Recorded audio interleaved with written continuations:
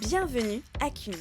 C'est dans cette jolie ville, à 10 minutes de Toulouse, que se trouve le grand, le beau, le sublime théâtre des grands enfants. Et permettez-moi, si vous le voulez bien, de vous raconter son incroyable histoire. Le mercredi 22 mars 2017, le théâtre des grands enfants ouvre ses portes. Il aurait pu les ouvrir un 1er septembre ou un 1er janvier. Pourquoi il les a ouverts un 22 mars ? Eh bien, 4 jours avant son ouverture, la commission de sécurité a donné son aval, après avoir inspecté au peigne fin ce grand bâtiment de 1000 mètres carrés.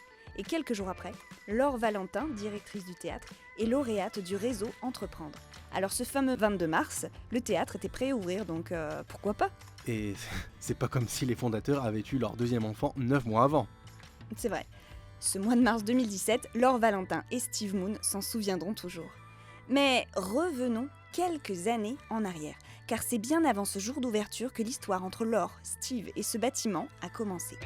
En 2007, Laure est comédienne, metteur en scène et productrice, installée à Paris depuis 5 ans. Elle est de passage sur Cugnaux, car il lui tient à cœur de jouer dans la salle de spectacle dans laquelle elle avait pris ses premiers cours de théâtre quand elle n'avait que 8 ans. Oui, parce que Laure a grandi à Cugnaux. Je l'ai pas dit ? Non, tu l'as pas dit. Bon, eh bien, à l'époque, ce bâtiment, c'était l'espace Paul Éluard, qui abritait une bibliothèque, le service culturel de la ville et une salle de cinéma. Et quand Laure est revenue jouer à Cugnaux, Steve, lui, était régisseur général de la salle. C'est donc à ce moment-là, dans cette salle de spectacle, que leurs chemins se sont croisés. Ils ont tous les deux eu un coup de cœur mutuel pour leurs compétences respectives. Du coup, c'est devenu une évidence pour eux de poursuivre la route ensemble.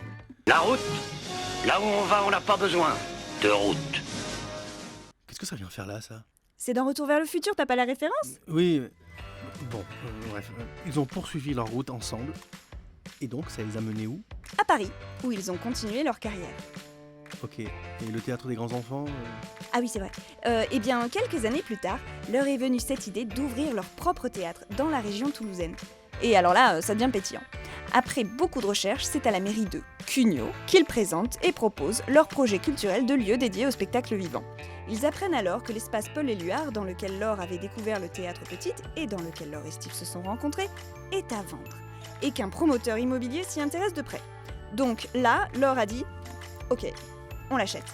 Et Steve a dit « T'es sûr ?» Ils montent leur business plan. Ils vont chercher l'aide de plusieurs associations pour préparer leur dossier. Puis, pendant 3 ans, ils louent le lieu et prennent à leur charge les travaux pour remettre ce formidable bâtiment aux normes et le rendre fonctionnel pour l'activité qu'ils prévoient.